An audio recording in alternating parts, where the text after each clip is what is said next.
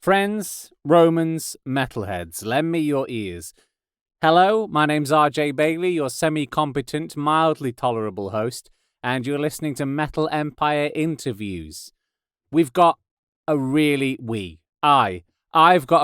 awesome interview for you today. Super pleased with it. It's Brittney Slayes from Unleash the Archers.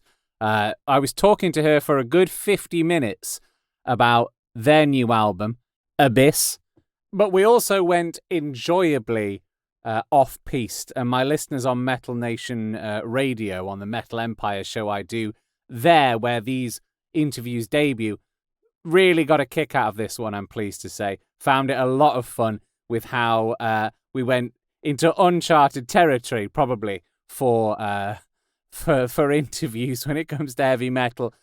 Talking about potentially murdering bandmates, the new Batman film, and Brittney properly goes off on one. More like unleash the seething rage of Brittney when it came to the audience reaction to Ridley Scott's Alien prequel, Prometheus, which personally I also rate highly as well. You can hear just how passionate she gets about sci-fi in the following interview. It was an absolutely awesome time. She's also very kindly granted me permission to use a couple of tracks so I can better illustrate on this podcast the sound of Abyss, what we were talking about, and also so you can have just a more satisfying listening experience. And I hope if you've not heard of Unleash the Archers or you've not heard their music before, this is going to encourage you to go and check them out because they are absolutely fantastic. And hand on heart, one of my favorite bands. Like, I say that a lot about a lot of bands, but guess what? I tend to just play the music I'm passionate about and I love. So that's why you might hear me say that more often than you might think is reasonable. However, it's true. Generally, I only interview the bands that I am passionate about and that I love. Because why not? Huh? So, without further ado, I'm going to play you my favorite track from Abyss, Faster Than Light, and then we're going to go straight into this most fatrick of bumbatrick interviews. I'll see you on the other side.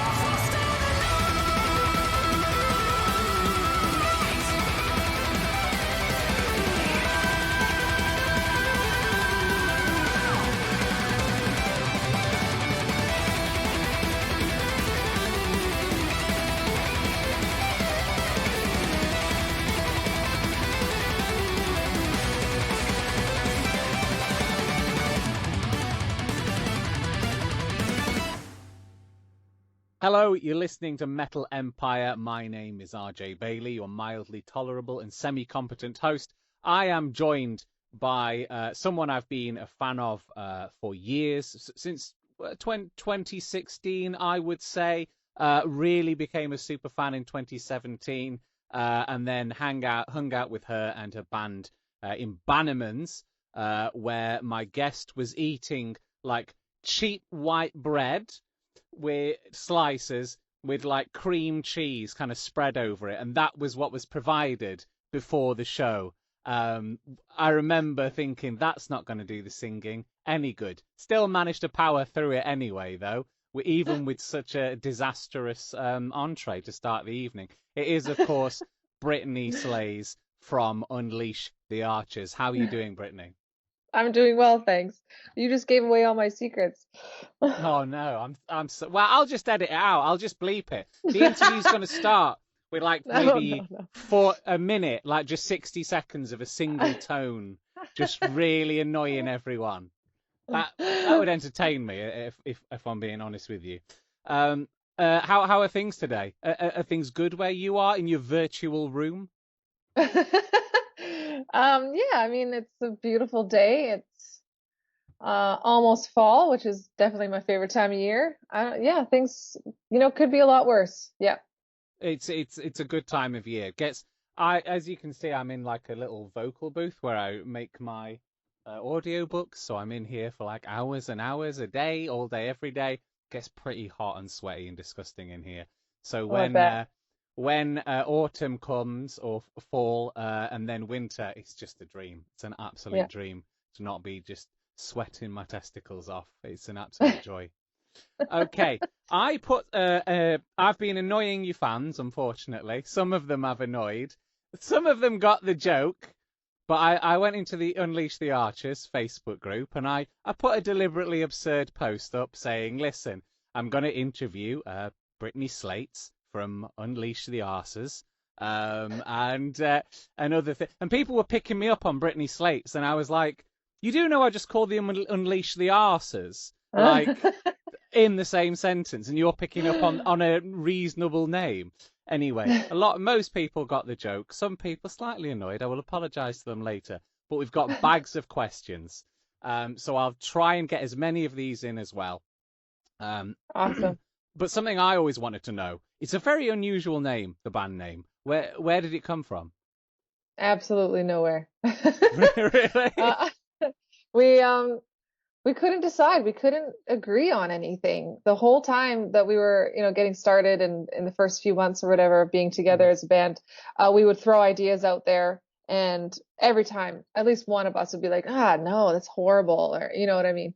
Yeah. And finally, we got an offer for a show. And we were just kind of like, okay, we really, we're ready. We need to start playing shows. So that means we need a name. Uh-huh. And so one night at Jam Spot, we just said, okay, we're not leaving until we pick one. And our guitar player had managed to take all of the suggestions and put them into a gigantic Word doc. And so Nice. he printed out copies for all of us, and we sat there with our little Word docs and our pens, and we said, okay, first one, yes, no, no, okay, no, scratched them off and went down the whole thing, and it was like 10 pages. And then by the end of that, still, nope, none of us could agree.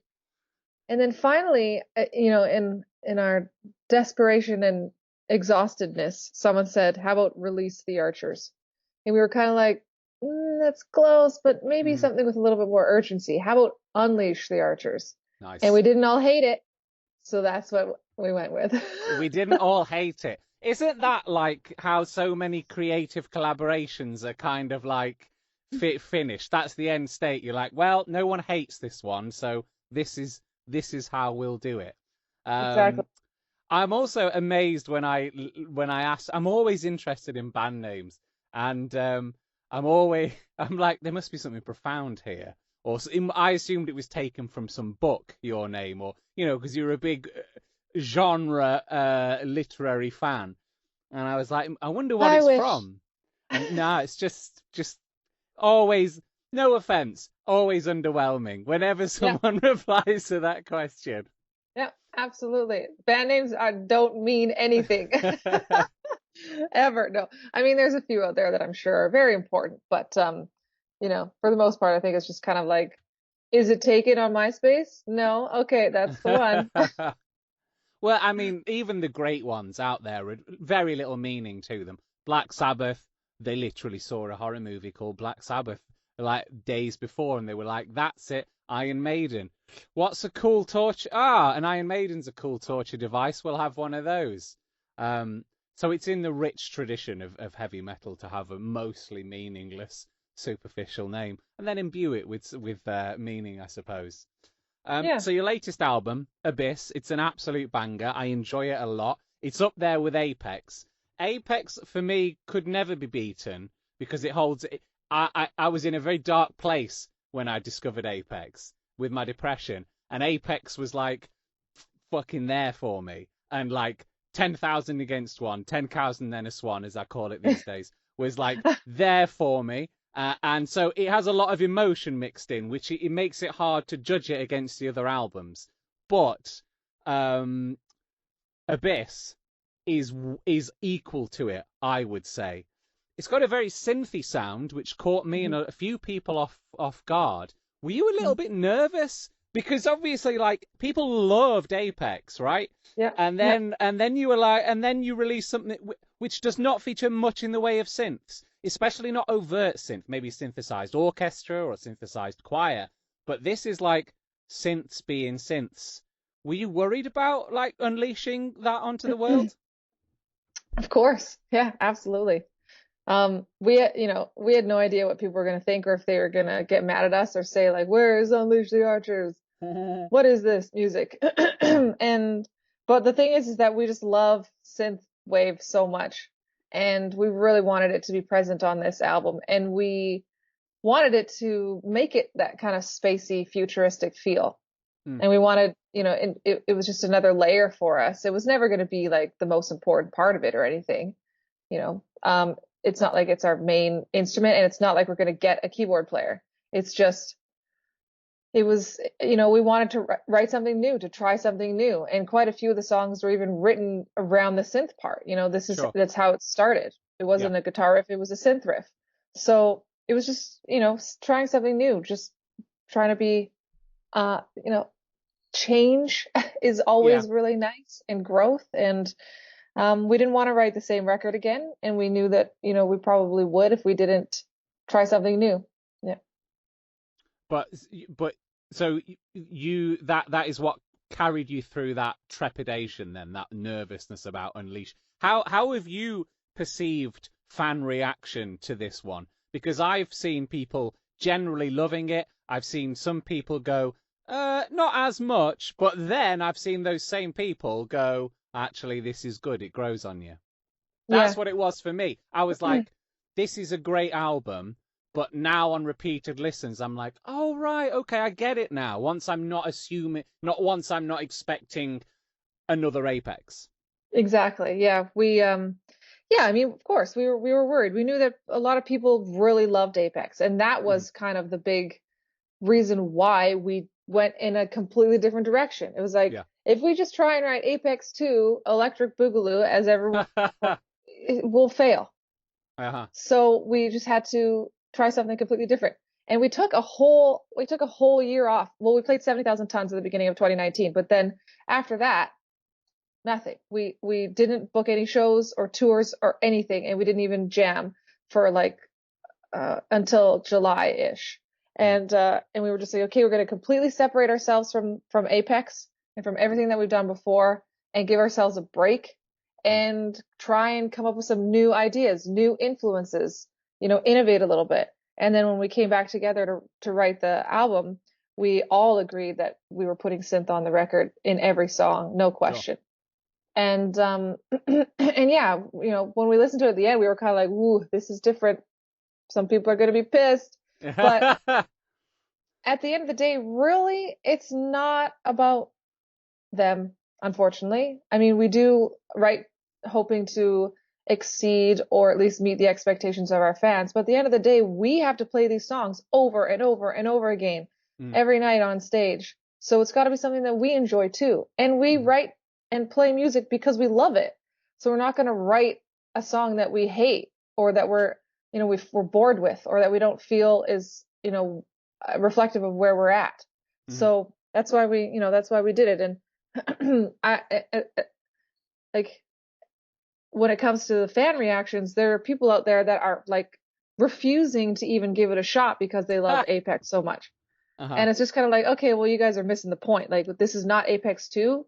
Get Yeah. that out of your head. Just forget it. Listen to this as if you were listening to a new band almost, Mhm. basically. Mhm. And then there are those that had no idea that Apex, well, they knew it existed because we constantly talked about how this is a sequel, but they never listened to it, and they love Abyss, and they're absolutely like blown away by it. So it's just, it's difficult because we knew we would maybe be alienating some fans by doing this, but it was also like what we needed when it comes to songwriting. Uh-huh. Yeah, what frustrates me these days, I hope I'm not taking this down a negative route, but what frustrates me these days, and I think it's a product of the internet, is that fans can kind of rap, and it's not just with UTA, it's, with anything, Star Wars or Warhammer 40,000 or something. I just looked down at my desk and I was just covered in models. It's like people like they wrap so much of their identity into something. They have this kind of like, they believe they have an ownership over it. Yes. And they're like, well, I don't know. This might be very uncharitable of me, but part of me is like, they really want to be this people, and they want to be involved in this, and they want to do these things themselves, and they haven't done these things themselves. So there's a way of reclaiming power back, almost, of making oneself feel better by going, well, they are our performing monkeys. I'm actually the one that's in the position of power here because I pay their wages. They have to keep me happy. And if I don't like something, we, the mighty fan base, I'll get together with my friends and I will, crush them or make this, ruin this for them. And I don't understand that at all. It just winds me up. And as someone who was into media before the internet and then post-internet, there used to be this thing where it was like previously people would go, I wonder how this is going to happen or how this will end. And now people go, this is the way it should end. And if it doesn't end like this, then it is bad and it has failed. It sounds like you agree with that kind of like this strange dynamic which has occurred. They set themselves up for disappointment because it's the same thing with film. Yeah. Stop expecting so much from these people. Stop expecting it to follow your narrative. Yeah. Like, you're just ruining the experience for yourself. Like, seriously, I don't understand it. I mean, yes, I get it. I do understand that you have an emotional involvement in this. And like with something like Star Wars, where, okay, everyone agrees that the prequels were horrible and that just poorly done movies, but I was still entertained by them. Absolutely, I didn't allow my disappointment to, like, of course there were moments I was just like, oh my God, Hayden is such a bad actor. Like, you just can't even help yourself. It's just disappointing. But the story was, but Star Wars doesn't have as huge a part of my life as it does for other people. So, I totally understand it as well. But we just need to stop, and we need to stop influencing these directors and these writers and getting mad at them for not having done it the way that you wanted it to. Just watch the damn film. Yeah. Leave it aside. Okay, you can talk about it afterwards and be like, oh man, I really was hoping that this was going to happen. But you know what? I was still super entertained by it, and it was still a super rad film because I just, you just let it go, and you just absolutely, like with the whole Prometheus thing, like that movie was absolutely incredible and beautiful. And the work that they put into that, real sets, so huge. And all they got on the internet was trash, garbage, asshole people. Like, what is wrong with you? The internet is not a place for you to just be a dick. And that's seriously what it's turned into. And it's horrible. And I don't like going on the internet anymore. I don't. I genuinely don't. I was going to make a joke earlier about one of your posts. I was going to introduce you as the the communist Marxist terrorist organization supporting far left radical extremist Brittney Slayes, due to the fact that you and the rest of the you specifically express support for Black Lives Matter with Oh yeah, no, I'm a terrorist. yeah, with releasing a cover of Zombie, which was very Yeah. appropriate, and then people calling you communists, which was I mean, it must have been Well, horrible, but also I hope you don't take this badly, but I was laughing my ass off in that oh comment yeah. session. Going, do you know what a communist is? No, they have how no idea. Zero it's clue. amazing, absolutely amazing. Anyway, I'm delighted that I could see the fire and the passion in your eyes about Prometheus as well. I could tell suddenly your expression dropped into this grim, kind of do not fuck with my Alien films, okay? And do you know what? Alien Covenant was very good as well. I enjoyed that It one was. also. It was, yeah. Though the whole thing, all of it, I mean, okay, Alien 3 maybe could have been a little better, but it was still great. I loved the scenes through trying to bait them through the prison. Like, it Hmm. was just, I just didn't have any expectation for it. And you gotta stop emotionally investing yourselves in these things. Yeah. Find, yeah, absolutely love this stuff. Have a hobby. Whatever. It's cool that it's a really big part of your life, and we're honored for that. Mm. But do not, let it be the thing that you depend on for happiness. You know what I mean? Yeah. And yeah, it's just you're just like I said, setting yourself up for disappointment. And like with Game of Thrones, same thing. But they did really ruin it. But that's only because all of myself, I am attached to the George R. R. Martin novels, not the Sure. show. I never cared about the show. Uh-huh. But then those last 2 seasons, that was all I had. So I watched it and I was just like, oh, well, this is stupid and it sucks. But I know George is going to put out the book, so I'm okay. Yeah. He's going to do it and he's going to write it properly. So you just, I don't know. It's so And me, sad. no attachment. I felt privileged almost to not have read the books, because the last series was making everyone so sad, right? And I've never read the books, and I was just like, did you see that dragon fight? Oh my, Yeah. look at all the battle scenes. I was just loving it, but because it was kind of just the grand finale. It kind of was a bit dumbed down. Yeah. It simplified it to make it razor sharp. But for me, I quite like. I like messy artwork personally. I'd rather something. It's like I watched The New Mutants recently, and it was a failure. However, I'd rather watch something which was trying to be both a superhero film and a genuinely darker horror film than Marvel film number 236, Ant-Man and the Wasp 3, same old generic, competent. Yeah. I'd rather watch interesting and flawed than competent. Yeah. But no, I'm excited for that movie. I think it's going to be great. Yeah. Don't get your hopes up too high. I have seen it. But they never are. No. Unless it's a Batman film. I'm excited holy. for that one. That looks amazing. My mum, when she saw the eyes, usually he wears makeup, and they shy away from that in the film. He takes his mask off, and it's clean face. But I really like the fact that they've kept the makeup on. And my mum made a really good shout, and she was like, "This looks just like The Crow." And I was like, "That is a great shout. Well done, mother. Calling in the dark."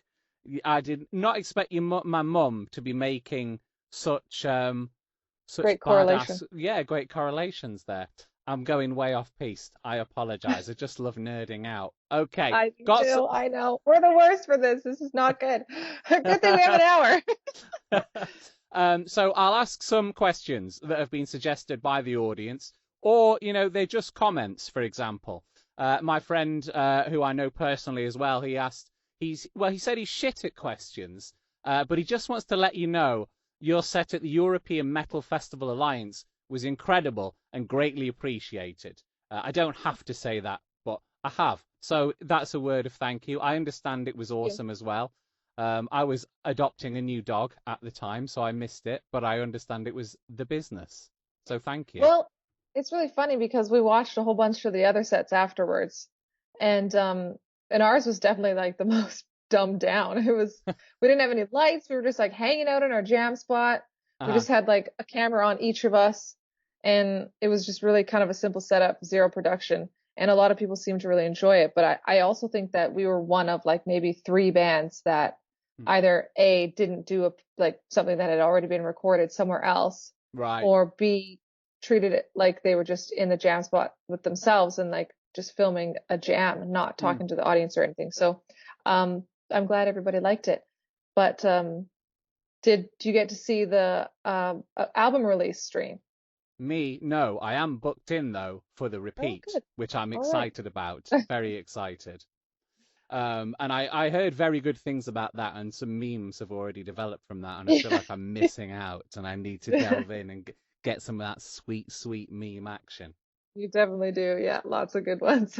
Adam Carl Dunn asked on the Metal Empire Facebook page, interested to know any ideas you have moving forwards. Do you want a sound? This is very. As I read this out, I'm like, they're not going to. She's not going to decide it yet. But do you want a sound similar to Abyss with synths? Because you have like quite a few influencers. So he wants to know if you're going to have synths on there. And also, I was going to ask as well, when we were chatting in Edinburgh a few years ago, you said you just wanted to do concept albums now, like narrative concept albums. Do you think you'll continue on with that? And will you explore any other genres? I know you're a horror fan. Could you see a horror album in the future? Well, the next thing that we're working on is interesting, and I'm still kind of wondering where it's going to go, but it's definitely, I'm looking for it to be something much darker. And Awesome. yeah, maybe horror-esque. And yes, I want there to be synths on there, but I want them to have to play a different role Sure. this time around. And yeah, I think I'm looking, I don't know, it depends, right? We haven't started writing, and who knows when we will, because next year's going to be really busy, but Mhm. so this might totally change. But definitely hoping to maybe have like a much larger black metal influence, I think. No way. That'll be the business. Yeah, so we'll see. We really love Legacy. Like we all really love that song, and that's kind of like our black metal song. It's not really, Hmm. but it's, it's as close as we've ever gotten. So, Hmm. I kind of would like to see where that goes. I don't know. It's just ideas brewing in my head right now. So, but that right now, if we were to write it, that's what I would be looking for. Yeah. That's awesome. I remember when I spoke to you the first time I interviewed you for around Apex, and it was the end of your tour, the last date of your tour as well in Edinburgh, and then everyone went out and did karaoke down the street, and I think you sang Queen of the Reich by Yep. Queensryche, which was banging. And is it a very different experience now? Because that, like, you were doing press as you went along for Apex and also doing shows and being on the road. And at the end of that, you were like, I don't, we're taking a hiatus. You were like done. Like, and I was like, don't take a hiatus. And you had like an almost finality to it, like a kind of, I don't even know if we'll come back after this, like, which worried me a lot. But now, speaking now, you're not on the road for obvious reasons. Um, do you think that's why you're kind of already thinking about writing something else? Maybe. Yeah, that's totally possible. I don't know. I just constantly have ideas in my head for things, so it's Mm, like it's nonstop. But yeah, I'm not too sure. Like I was talking about it with Andrew, and he's like, "Oh, I already got ideas." So it's already, like I think it's just a constant thing, mm, really. Um, and it doesn't matter what it is that you're doing. You've always got ideas for music, new music going on in your head, really. yeah. I've honestly have been so busy during this whole thing Hmm. because of the album that I don't feel like I have had any downtime like a lot of Sure. people have. And everyone's like, "Ooh, we're gonna get some really great albums out of this because bands can't tour and stuff." Um, and I would love to say like, "Oh yeah, we use this time to write a whole other record or something," but definitely not the case. So yeah, I mean, we'll probably tour the crap out of Abyss next Yeah. year, and then yeah, see what happens. Dinesha Kelly wants to know if that tour would perhaps involve Australia. Have you been over there before? No, but we've been trying to get down there for like the last 2 years, Hmm. and we had it booked for this fall. And Ah, then, of of course, course. the Rona. So, Typical. yeah, so we're rebooking for next fall is the plan. But yes, it is going to involve Australia. Awesome. Well, Dinesha will be very happy about that. Daniel Depoy as well, I think that's how you pronounce his name, regarding, writing a new album. He's actually suggested perhaps some kind of narrative involving the power of Unleash the Archers coming from Scott's moustache and revolving around some villain attempting to steal Scott's moustache and harness the power. Is that something you can see yourself doing down the road? Absolutely not. I will not give him the pleasure of writing a whole record around him. No, absolutely not.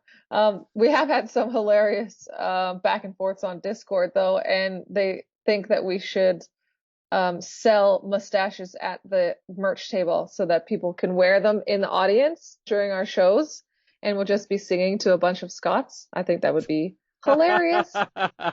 That would be amazing. That would be Yeah. amazing. And maybe try and well, I don't know what they're called.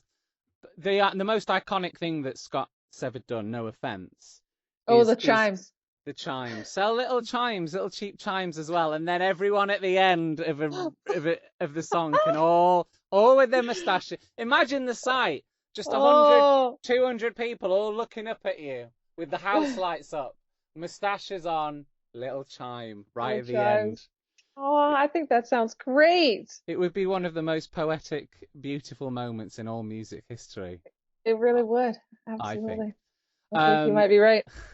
Bo Hamar has asked, he's seen somewhere that you didn't study music in higher education and instead was a major in history. Was it just history in general, or did you specialize in a subject? European history. You have to specialize. You can't just pick history, because they're like, that's what, the world? Like, come on. We start at the Stone Age. Yeah, exactly. I did take music because I was in choir, so I had access to the School of Music, so I took a lot of music courses, but I did not major in music, no.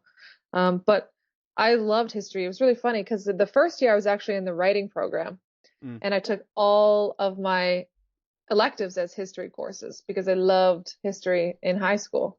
And then I really hated the writing program. I just was like, don't tell me what to do, you know? Is it fiction writing then? Yeah. Uh-huh. But it like focused on 3 different aspects, like novel, play, and something else. Can't remember what it was. Mm-hmm. Three courses over the year. And I just thought it was stupid. I was just like, I don't like, it was so subjective, and yeah, that didn't work out. So then I was like, went to the counselor or whatever, because you have to declare your major in second year. Sure. And I was like, I don't know what the heck I want to do. She's like, well, you have like 50 history courses. She's like, so you'd only have to do like 4 more and you'd be done. And so I was like, okay, cool. And I finished, like not even halfway through third year. I think I had to take 1 history class in third year, and then the rest was all elective. So I just took music and like science courses, and it was the weirdest university career, I think, of all time, because the last year I didn't have to take any history. And I just took a lot of fun stuff like, plate tectonics and logic and music and things like vampires in literature was a really good course. That's a good one to study. Yeah, absolutely. So, but yeah, it was European history, and I focused on the Second World War, pretty much. That's what it was, because I think that warfare is really cool and interesting, and I'm going to clip that out of context now and just have a clip of you saying warfare is really cool. Anyways, I won't defend myself. Yeah, and that's pretty much it. So when are you going to do a collaboration with Sabaton then? I mean, surely that's got to happen now. I don't know. Maybe one day. They don't need me. Who's the best vampire as well in literature? Not Dracula. I mean, it is Dracula, but you can't say Dracula. I wasn't going to. Maybe. Controversial. Um, maybe Interview with the Vampire, probably Lestat, That's a good or one. yeah, or who else is really good? Hmm, what's It's his face from difficult. Twilight? Is that because he's a lovely fellow? He's super cute. Honestly, the first Twilight movie, I hadn't read the books, and I really liked it. It was great. It was the tension between the two of them. I was just like, Mhm. "Will you just kiss already?" the whole time. They did it really well. And then when they took that director away, the rest of it was just like corny, Mm. annoying YA films. Yeah, I Good think job. that they. Arpats is a killer, great actor as well. Yeah, no, he really is. I'm so excited once again for the Batman. He was in a great film where he was just in the back of a limousine the entire time. A Cronenberg film. I can't remember the name of it. Well worth checking out. Literally, the whole thing is him as a rich businessman. Thing is ever so slightly like cyber noir, ever so slightly. The whole thing is in a limo, and Robert Pattinson's having a breakdown as a rich businessman in the near future. Well worth checking out. Very, very Oh good yeah, stuff. I'll definitely do that. Okay. Few more questions from the folks, and then I'll ask you some strange ones that I've been challenged to ask you. Some of it might get dark. I apologize. It So always does with me. another question that has been asked by Jordan Spradlin. He wants to know if you are avid collectors of your own limited edition merch, like limited vinyl presses. Yes. He has all of them. Dang. Do you have the silver for Explorers? Because we didn't get that one. I'll if he They didn't if it, print enough. they didn't print enough. Well, I will get him Yeah. to send you one if possible. Well, no, only if he has more than one. I don't want to take his limited No, edition, I'll but send yes. like quite a threatening email. Like I'll dox him Um, at your well, request. don't do that. No, what? I didn't say that. No, he's lying. Um, yeah, no, we definitely do. We have one of everything, and sometimes two or three, depending on how many extras Napalm had or how many we happen to remember to order in advance or anything Mhm. like that. So, um, yep, we always try and keep a copy of everything, every shirt. There's a few that we don't have that sometimes you just forget and we didn't, we do a run of a tour shirt or something like that, and you forget to keep one at the end, Mhm. and that's it for them. So. Just things like that. But yes, we have a Tupper box thing that's huge and it's full and overflowing. Yeah. Do you find it weird having fans? Yeah, like are you used to it? Like fans, like in Yeah, general. because like you went from a time. I mean, you've been doing this 10 years, to be fair, but like, was it was there a period where you just found it super odd when you were getting famous and stuff? Because Uh, like for me, people have said, "Oh, I'm a fan of your radio show and stuff." Or your audiobooks. And I'm like, it's weird if someone says you're my fan. Like, I don't have Yeah. fans. I'm a normal person. Did you Yeah. ever have that? Oh, I feel like that all the time. It's weird. It's like, yeah, I'm just a regular human being. And it's funny because I'll be like, oh man, I love this band. They're so good. Like, Uh-huh. so cool. I would love to meet them one day, like just talk to them or something. And Mm. then I'm like, there's people out there that think like that about us. Yeah. It's so weird. But yeah, no, it's weird, but it's definitely like, it's always kind of kind of been there since the very beginning. We had like Mm. super fans in Victoria and stuff too, and it just kind of comes with the territory, I guess. So it's yes, it is weird, but it's never been like a surprise or anything like hmm that. hmm Because you knew you would be excellent. That's why it was no surprise. Because you were like, this is flawless output. Of Hardly, course I've got hardly. fans. Chris Ford has asked, when will we get a country version of Abyss? You've already got like the soul acoustic version, he says. So he wants to know when will we get a country version of Abyss?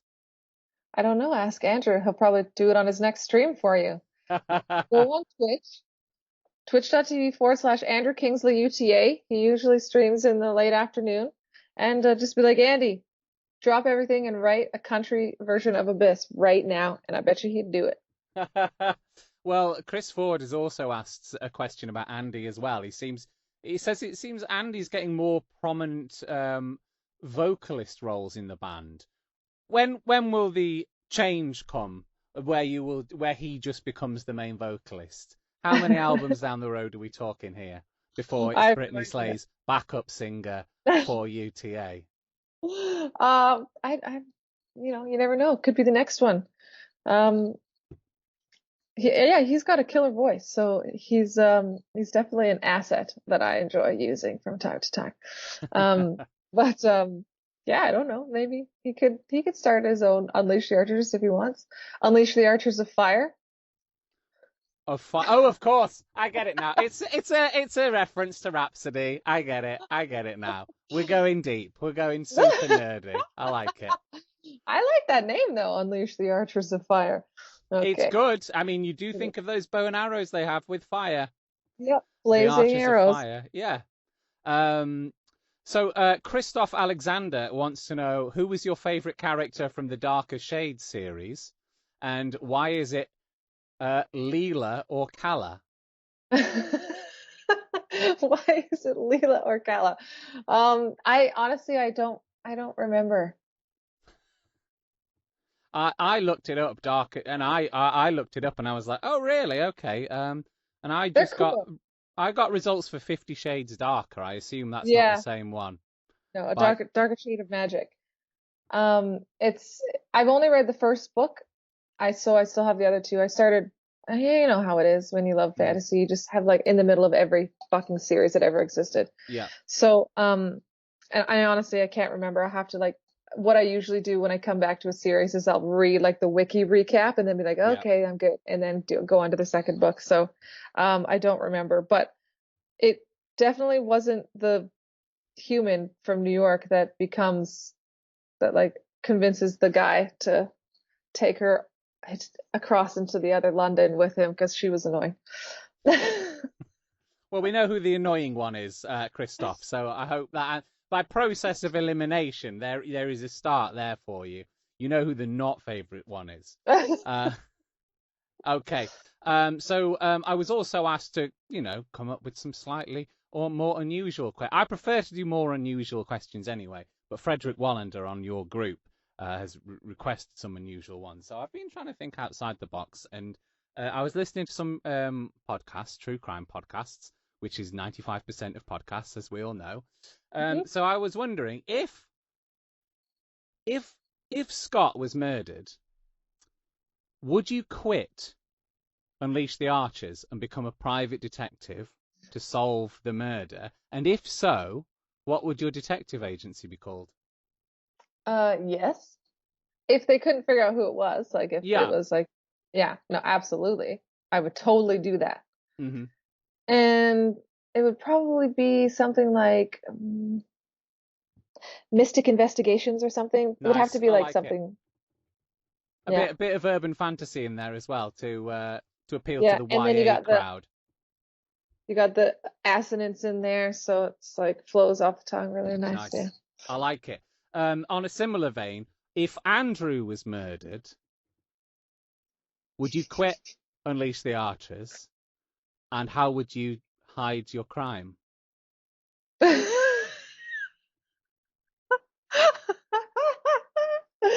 you kidding me? I would never kill Andrew. He's like the brainchild behind this band. What if he spilled your Sour Patch Kids though? Oh no, there's murder in there. That's a good motive. Oh, but there will always be more Sour Patch Kids because there always are more. That's hilarious. No, I wouldn't. I don't think I would quit if something were to happen to Andrew. But it definitely would be very difficult to replace him. That's for sure. But it replaced nonetheless. Difficult, but not impossible. You heard it here. That's the headline of this episode. I wouldn't want to. But You're horrible. You would. I'm not horrible. I'm just doing what the fans want. You're slagging off your fans if you don't like these questions, is what we're talking about. Okay, so out of your two passages, which one's your favourite? Northern or Northwest? What did you think I was asking there? What? Northwest. Northwest, Yeah. absolutely. Yeah, that was just like we're stupid because we were just, the whole album was about being a band in Canada and like Uh-huh. about touring across Canada and stuff. So we couldn't call it Northwest Passage. So we're just like, how about Northern Passage? Nice. And then, but we all love Northwest Passage, so we sort of should have known that we would have covered it in the future. You've got to Uh, do it. I can't It's wait for all the people that are like, "What's this? I want to hear this song, North," and then they get Northern Passage, and it's like, "What?" This doesn't sound like a Canadian folk standard to me. No. Although, to be fair, Bruce Dickinson has done 2 songs called Wicker Man, hasn't he? So, one in his solo release, and then when he came back for Brave New World, they came up with a song, and Steve Harris was like, Wicker Man, that's a great name for a song. And Bruce was Bruce like, was like, fair enough, you are Steve Harris, the bass player from Iron Maiden. You do call the shots now. What do you think of the Blaze Bayley era of Iron Maiden, by the way? "There's some good stuff in there." Yeah. I mean, I'm a Bruce fan, but I'm not. You don't have to put down the other singers just because No. you're a fan of one of them. I mean, there's not as many favorites for me, but honestly, I love the live recordings that they've done with him. Mm-hmm. And yeah, no, there's some absolutely. I love all of the eras of Maiden. I think Blaze Bayley. I think firstly, Virtual 11, very underrated album. Angel and the Gambler on there. I think Future Reels on there. Yeah. Some absolute bangers on that. Don't Look to the Eyes of a Stranger. Have you heard his solo output? No. Some of the best metal you'll ever hear. I promise Really? you. The Man Oh, Who Would Not Die. Amazing album, absolutely amazing. Silicon Messiah, if you 10th Dimension, if you love a trippy sci-fi concept album, 10th Dimension's the one. I'll send you a link to it later on. please Absolutely do. amazing. I'll listen. Yeah. Is he on Okay, Spotify? yeah, he's on Spotify. He's on absolutely everywhere. Nice. He's great. He's the nicest man ever as well. Proper down Oh, to really? earth fellow. Yeah, really, really nice. He plays places like the Bannermans now as well, like you yourself has played, and he prefers it that way because he says you can sell that out, no problem. Yeah, that's cool. Also, Megadeth or Metallica? I don't choose. I have both. Really? Why Can I choose? push you? No. Yeah, no, all right. I'm not saying like one is bad, one is good. I'm just saying, is there one you prefer?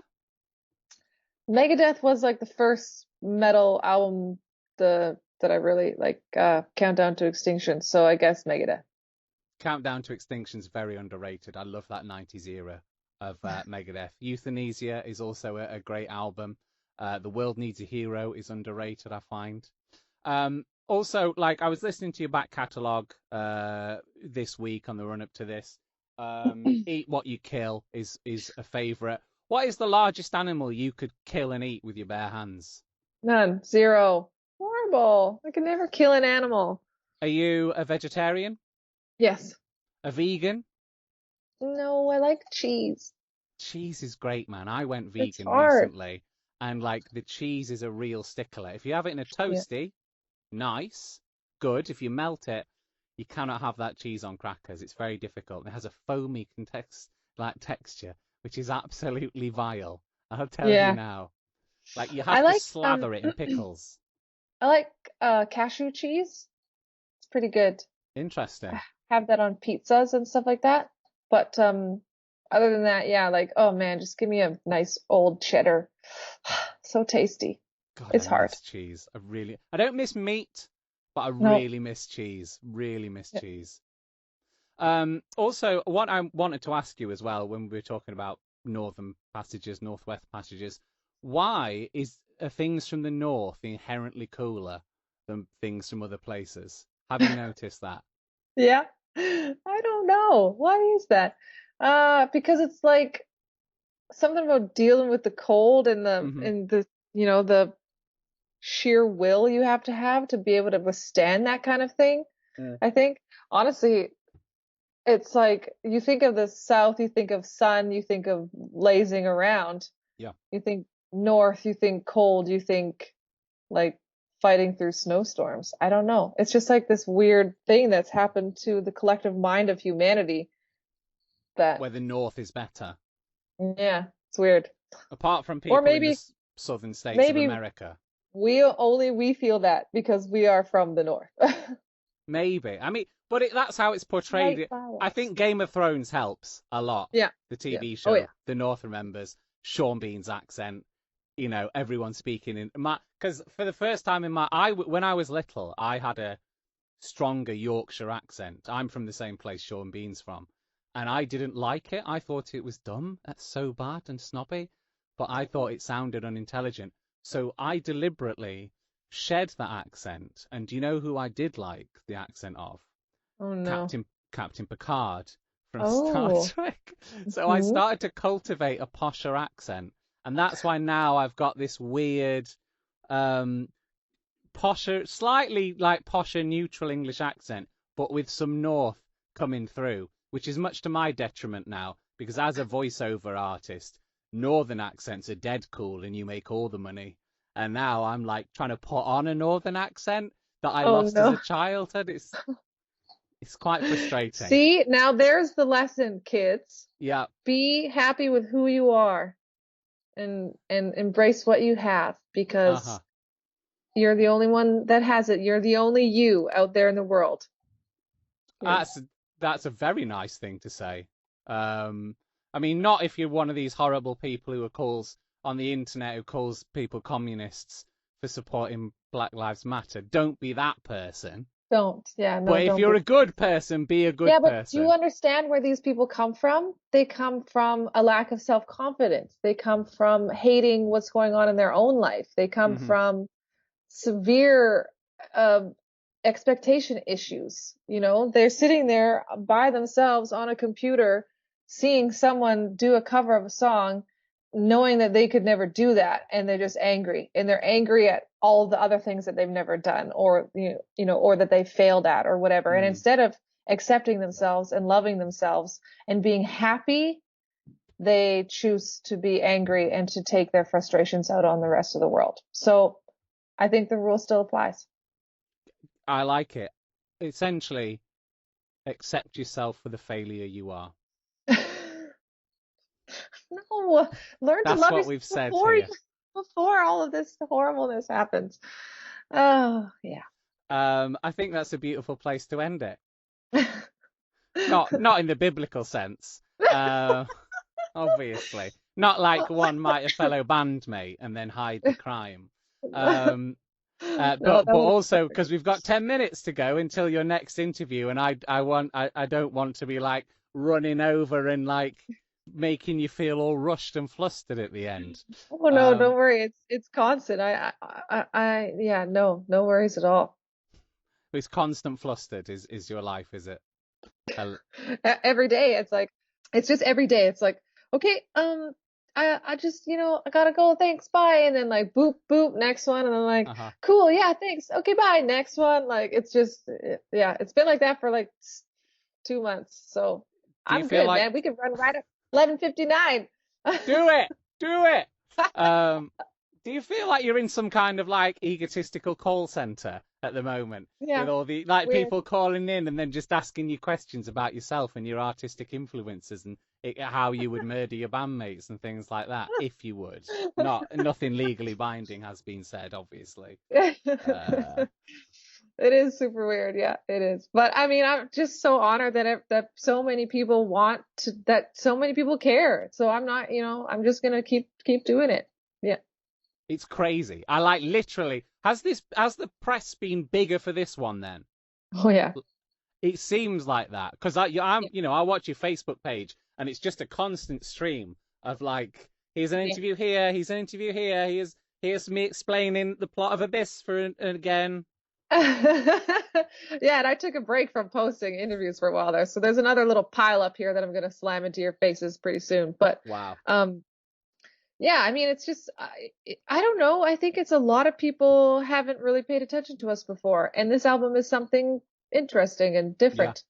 So a lot of people are kind of like, oh, now I'll talk to them, and I think it's like everyone is thinking that. I think they're stupid for not having paid attention to you before. I think No, absolutely ridiculous. no, Stupid I get it. humans. No, I don't. Thick, dumb. Get some class, get some taste, listen to proper good heavy metal like Unleash the Archers.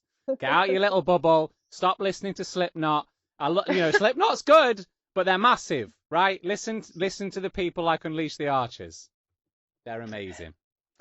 Brittney, thank you so much for this interview, this conversation. It's been extremely entertaining. I hope you've had a nice time as well. I have. Yes, thank you. Thank you for Good. having me. You're very welcome. Thanks for coming on. What a killer interview, if I do say so myself. Although I can say that because when I say that, I'm not at all referring to my own absurd, preposterous questions that I was frankly egged on by the very fans of Unleash the Archers. But thanks to Brittney for being such a terribly good sport. What am I? Am I a aristocrat now? A terribly good sport. I'm proud to say I do know her a little bit personally, so that's why I didn't mind like pushing the envelope quite so much. But even with my ever so slight personability with her, whatever that sentence was, whatever that means. Good God, Robert, you're a voice actor for a living. This is literally speaking's your job, mate. What? You are doing yourself a massive I'm professional at work, but my friends, this isn't work. Anyway, despite, the little amount that I do know her, it's, I probably pushed it further than was reasonable, even given the level of our personal relationship. So I fully appreciate how game she was for all of it. But I also think when it comes to interviewing as well, I made reference during the interview to the fact that she's probably explained the plot of Abyss for 735 times or something, and counting, I imagine. And yeah, I want to make it fun for like the people I interview as well, the musician, and I don't want to just give them the same questions over and over again, because they must be like, right, let's do another interview. Okay, what's the new album? What's the message? What's your favorite track on the album? How was the record? You know what I mean? And when it's a concept album, it's like, can you please explain the plot of the concept album and how it carries over from the first album, maybe? I'm sure, and they must be like, jeez. I was going to do funny voice then. I didn't know what voice to go. I was going to try and do Canadian, and then I realised I can't do I can do a lot of accents, but I can't do Canadian. I was about to try and do Canadian, but I was going to do a farmer accent from the West Country, and that's not Canadian. I was going to say all right, but all right is not Canadian, so I won't bother do that. But they must be sat there thinking, right, okay, I'll just give this, and then brain must. I just turn my brain off right now, and then answer. I just can motor through. How many more interviews left? Jesus Christ! Now I'm Irish, apparently. Another 15 interviews today. Jesus. So I want to make it fun for them, because this is their job, right? And the reason I'm not in a 9-to-5 anymore and I sit in a padded room chatting to myself, talking, telling stories to no one but me and my computer for a day job is because I've been in those jobs where it's just monotonous, repetitive. After so long, it drives you insane. And I don't want anyone to have that experience because it's legitimately soul-crushing. So I want the musicians and artists and people in the heavy metal community that I interview to actually go, oh, this is actually quite fun now. Oh, thank God. I'm not going to, be like mentally smashing my head against a brick wall while I get through another round of the same 15 questions over and over again. So I'm delighted that Brittney was so up for. I mean, I pushed the envelope a lot in this one, but I quite like this style. I might do it going forward. What do you think? More absurd interview style going forward. Give me a tweet at RJ Bailey on Twitter, RJBayley. because my ancestors, in a truly metal way, deigned not to spell their surname, in the conventional way. Just like Motley Crue, just like Motorhead, they care not for the conventions of grammar and spelling, and decided to spell it in a slightly different way. Anyway, let me know if you liked this kind of more absurd, out there version of my interviews. Please do. Or you can get in touch with me on Metal Empire. Do a search on Facebook, all one word, at Metal Empire Radio. That'll get you it. And you can send me a private message on there, or leave a comment on one of my posts. I'll sure to see it, due to my constant crippling addiction to social media, causing me to check my phone every 30 seconds. Frankly, just refresh, pull down, pull screen. Have I got any comments? I need some validation. Please, someone validate me, please. Thank you so much. I also wanted to give a special shout out in this show, speaking of validation, and a huge thank you. We ran a Ko-fi. I need to get out of this corporate mentality. It's because I hear so many people go, "we here at this true crime podcast." I'm like, this is probably just you, isn't it, comrade? This is just you. Me. So I am me. I do this. This is just me. If you hear me say we, pick me up on it. The royal we.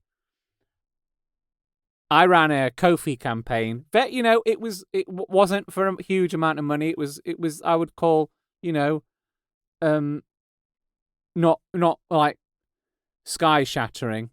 However, it was like £100 and like I was just, I'm not a big deal at all. And 3 people put in double figure amounts and got me over that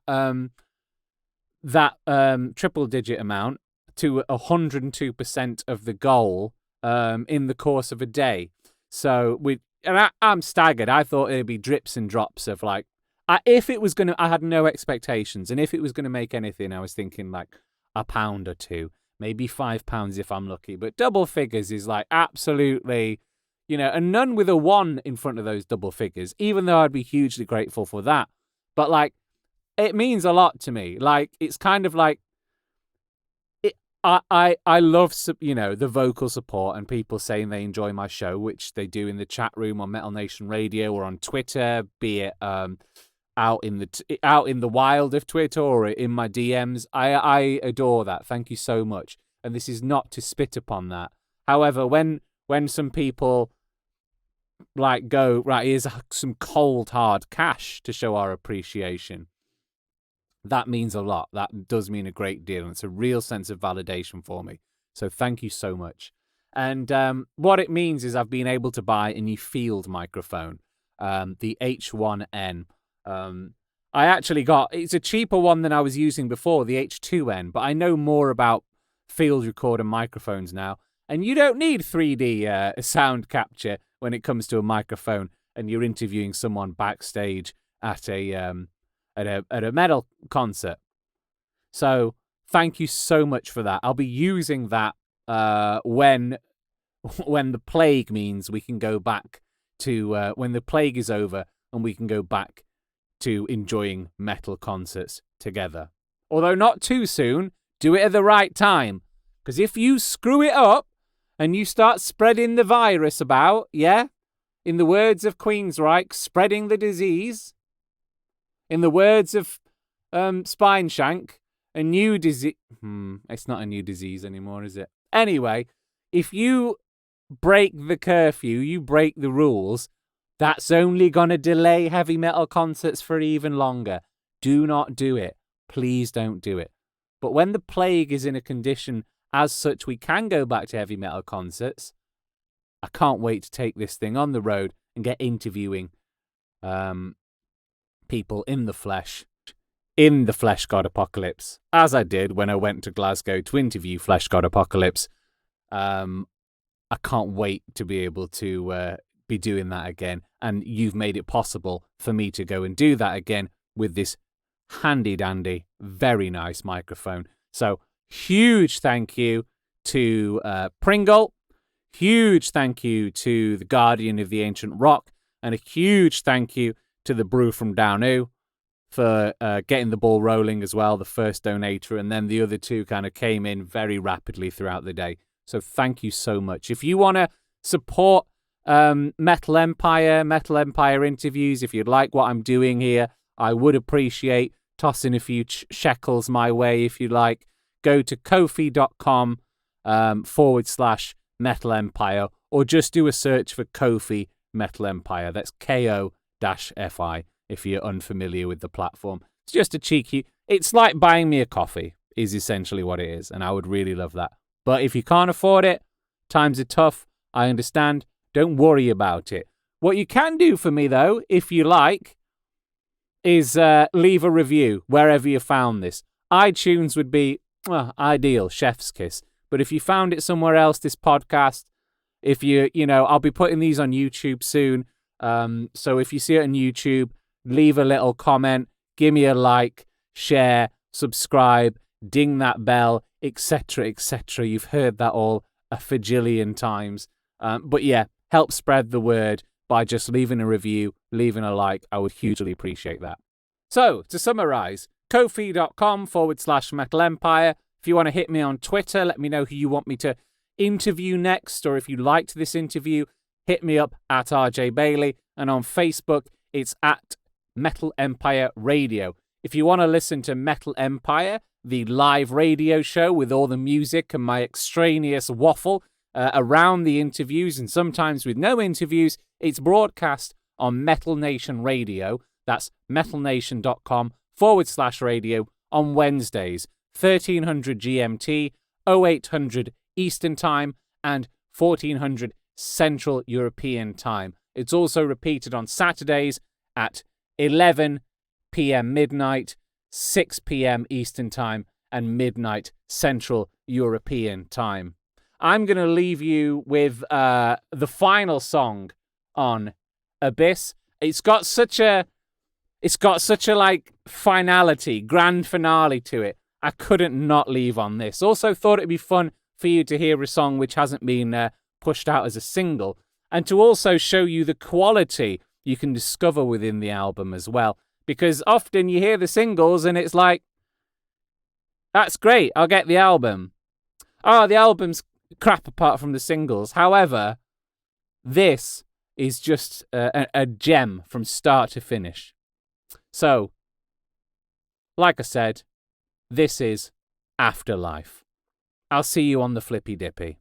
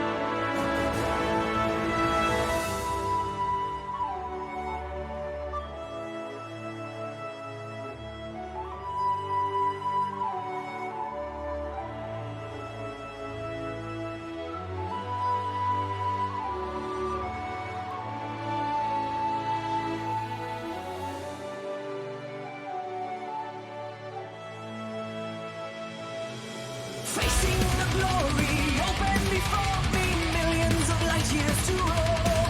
For once in my life, the journey is mine, and I don't know which way to go.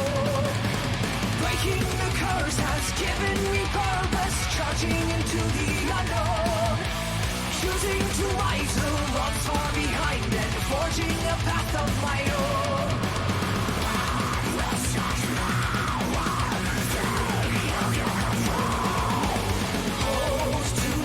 Promise to watch over those in despair. I watch out, house to shine,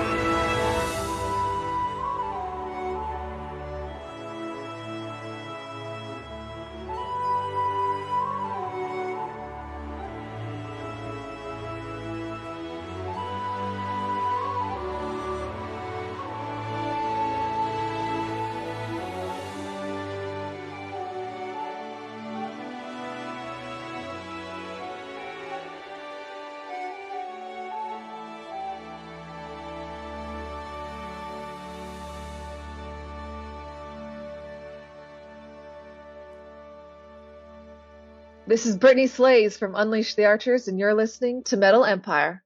By the way, RJ Bailey has a couple of lovely dogs, but he cannot behave himself and is intellectually a child.